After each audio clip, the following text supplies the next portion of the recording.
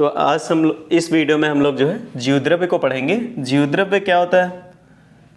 पहली बात तो जीवद्रव्य क्या है? कोशिका के अंदर पाया जाने वाला संपूर्ण जीवित पदार्थ। कोशिका के अंदर पाया जाने वाला संपूर्ण जीवित पदार्थ जीवद्रव्य कहलाता है। जीवद्रव्य जो होता है दो भाग मिलकर के बनता है। पहला होता है कोशिका द्रव्य, पहला कोशिका द्रव्य और दूसरा केंद्रक। इसके दो भाग होते हैं, cytoplasm and nucleus.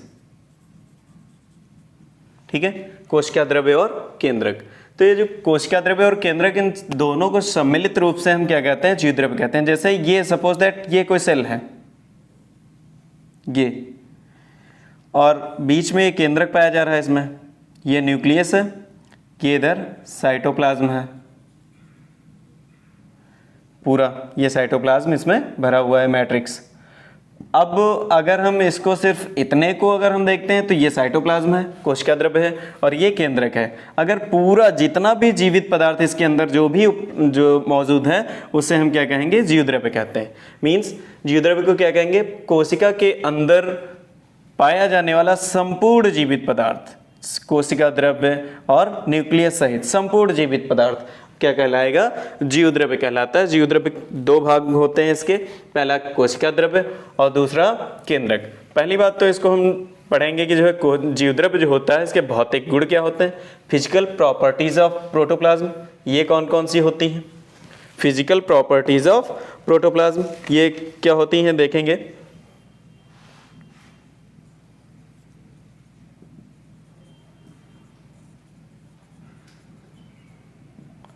Physical properties of protoplasm means जीवद्रव्य के भौतिक गुण, जीवद्रव्य के भौतिक गुण। ठीक है, तो देखेंगे एक एक करके। पहला होता है कि जीवद्रव्य जो होता है ये कैसा होगा? ये अर्ध तरल,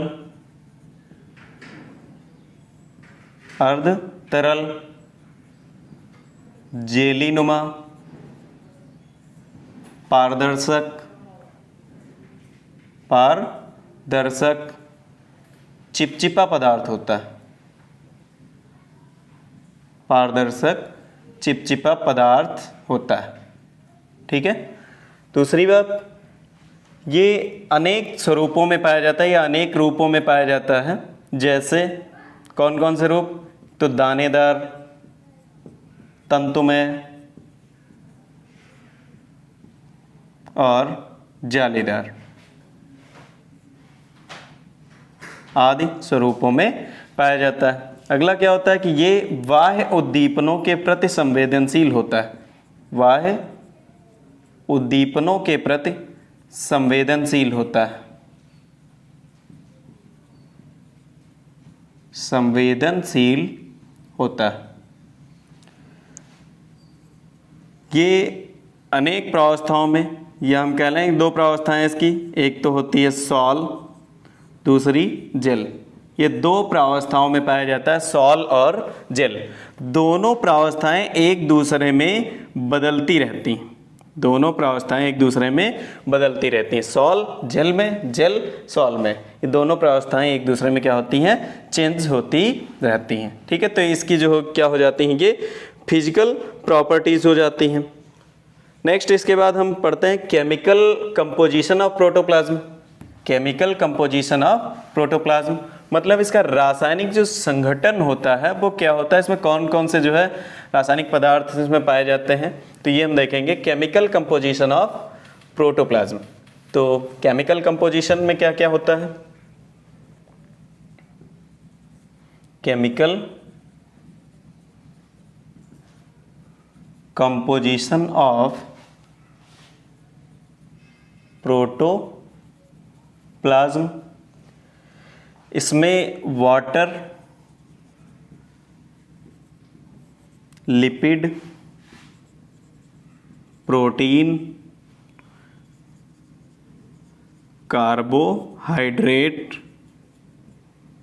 carbohydrates and inorganic substance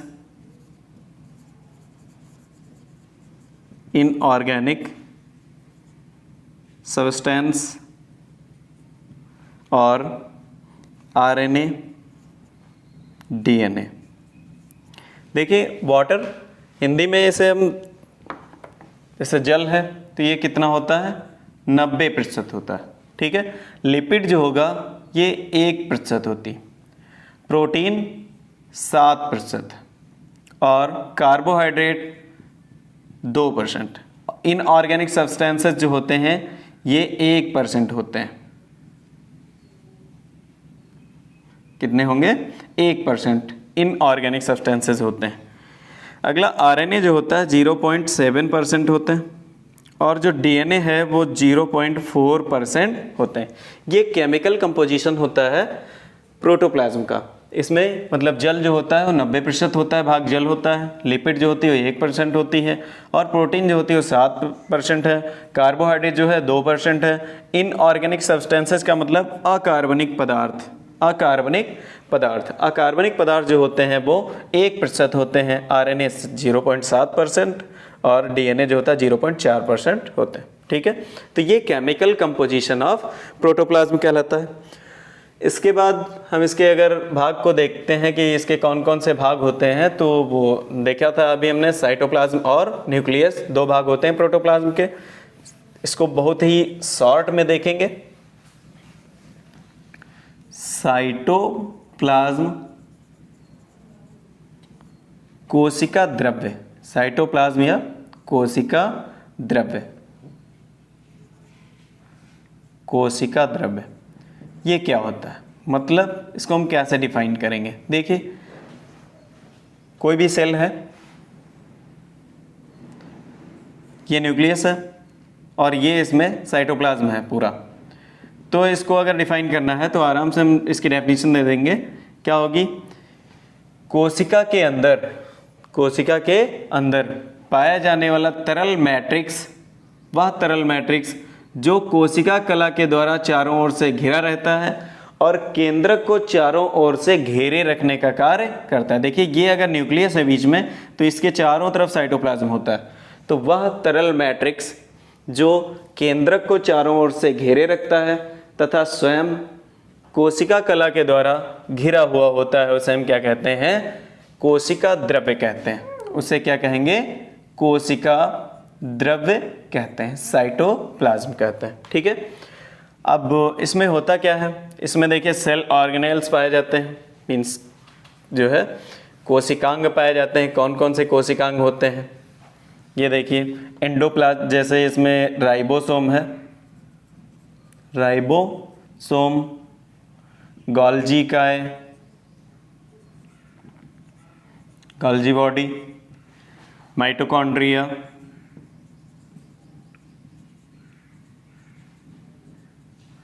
endoplasmic reticulum, endoplasmic reticulum, centrosome, स्फेरोसोम,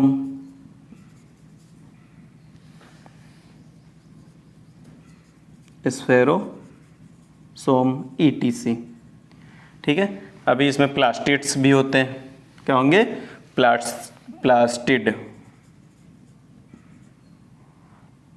ETC, ठीक है, एक्सेट्रा। ये जैसे राइबोसोम है, गोल्जी बॉडी है, माइटोकॉन्ड्रिया है, एंडोप्लाज्मिक रेटिकुलम, सेंट्रोसोम है, स्फेरोसोम है। तो ये जितने भी सेल ऑर्गेनेल्स होते हैं ये सभी क्या होते हैं, इसमें प्रेजेंट होते हैं, सेल जो है साइटोप्लाज्म में या कोशिका द्रव्य में।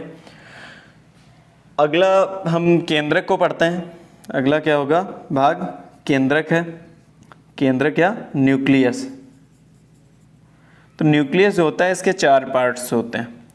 पहली बात इसको हम क्या कहेंगे कि कोशिका के अंदर जो भरे हुए तरल मैट्रिक्स में धंसा हुआ एक भाग होता है, धंसा हुआ पदार्थ है, वो केंद्रक कहलाता है। केंद्रक के 4 पार्ट्स होते हैं। पहला क्या होता है, फर्स्ट होता है केंद्रक कला, सेकेंड केंद्रक पदार्थ, केंद्रकीय पदार्थ या केंद्रक द्रव्य कह लें उसको हम, केंद्रक द्रव्य। और थर्ड केंद्रिका, थर्ड क्या होता है, केंद्रिका। एंड फोर्थ क्रोमैटिन धागे, क्रोमैटिन धागे। ठीक है, तो ये 4 पार्ट्स होते हैं इसमें। इसके जो 4 पार्ट्स होते हैं, पहला है केंद्रक कला है। तो केंद्रक कला मतलब केंद्रक के चारों ओर पाया जाने वाला वो आवरण व झिल्ली जो कला जो क्या करती है, केंद्र के पदार्थ को चारों ओर से घेरे रखने का कार्य करती है, केंद्रक कला कहलाती है। केंद्रक द्रव्य जो होता है, इसको हम क्या कहेंगे, केंद्रक कला के द्वारा, केंद्रक कला के द्वारा घिरा हुआ संपूर्ण पदार्थ जो होता है, संपूर्ण मैट्रिक्स जो होता है, क्या कहलाता है, वो केंद्रक द्रव्य कहलाता है। केंद्रिका जो है, केंद्रिका जो होती है, ये केंद्रक द्रव्य में जो है, केंद्रक द्रव्य जो होगा वो क्या होता है, गाढ़ा होकर के, काफ़ी डेंस होकर के केंद्रिका का निर्माण करता है। केंद्रिका जो होती है, केंद्रिका केंद्रक द्रव्य के सीधे संपर्क में रहती है, इसके बीच में किसी प्रकार की कोई झिल्ली या कोई कला, कोई आवरण नहीं होता है, सीधे संपर्क में रहती है केंद्रक द्रव्य के। केंद्रक द्रव्य ही अत्यंत सघन होकर के केंद्रिका का निर्माण करता है और इसमें राइबोसोम्स का निर्माण होता है, इसलिए इसे राइबोसोम निर्माण की फैक्ट्री कहा जाता है। ठीक है, राइबोसोम निर्माण की या राइबोसोम उत्पादन की फैक्ट्री कहा जाता है, उत्पादन मशीन कहा जाता है। क्रोमैटिन धागे, क्रोमैटिन धागे जो होते हैं, इसमें क्रोमैटिन धागे पाए जाते हैं जो केंद्रक है। ये कोशिका विभाजन के समय अत्यंत उभरे, आकार में थोड़ा बड़े तथा रंगीन दिखाई पड़ते हैं, और रंगीन दिखाई पड़ते हैं इसलिए इसे जो है रंगीन काय, इसलिए इन्हें रंगीन काय या क्रोमोसोम कहते हैं, क्रोमोसोम कहते हैं। ठीक है, क्रोमोसोम, रंगीन काय या क्रोमोसोम कहते हैं। तो रंगीन काय, क्रोमोसोम, या इसी को हम गुणसूत्र कहते हैं। ठीक है, तो ये कंप्लीट होता है जो है प्रोटोप्लाज्म, जीवद्रव्य। इसके बाद एक भाग बचता है उसमें वैक्यूल्स। अगला पार्ट क्या है, वैक्यूल्स।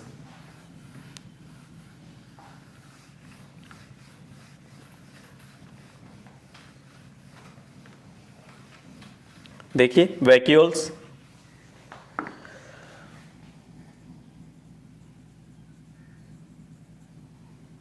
रिक्तिकाएं,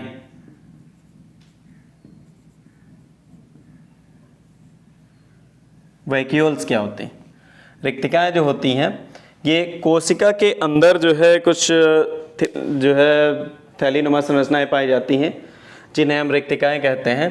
ये रिक्तिका कला, इसकी जो मतलब कवरिंग होती है उसे हम रिक्तिका कला या उसको हम टोनोप्लास्ट कहते हैं, उसको टोनोप्लास्ट कहते हैं। अगर इसको हम animal cell and plant cell में देखें तो एनिमल सेल जो होती है, एनिमल सेल में वैक्यूल्स जो होती हैं ये क्या होती हैं, ये संख्या में क्या होती हैं, ज़्यादा होती हैं, लगभग 2 से 10, but small in size, means आकार में छोटी होती हैं। स्मॉल इन साइज, आकार में क्या होती हैं, छोटी, मतलब संख्या में अधिक होती हैं और आकार में क्या होती हैं, छोटी होती हैं रिक्तिकाएं।